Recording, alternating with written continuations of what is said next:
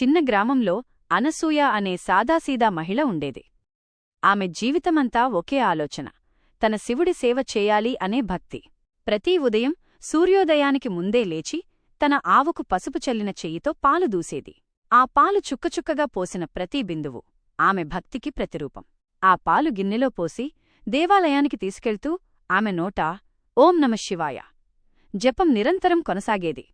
ఒకరోజు ఆకాశం మబ్బులతో కప్పుకుపోయింది. వానచినుకులు పడుతున్నాయి, గాలి వీచుతోంది. గ్రామమంతా బురదగా మారింది. కాని అనసూయ మనసు మాత్రం వానకు గాలికీ తలవంచలేదు. నా శివుడి కోసం వెళ్లే దారిని ఎవరూ ఆపలేరు అని గిన్నెలో పాలు పట్టుకుని నడక మొదలెట్టింది.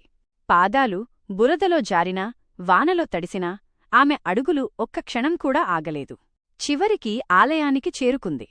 శివలింగం ముందు నిలబడి గుండెల నిండా ప్రేమతో చెప్పింది, నా స్వామి, నా చేతులతో ఇచ్చే ఈ పాలు మీకు ఆనందమివ్వాలి అని చెప్పి ఆ పాలను శివలింగంపై అర్పించింది.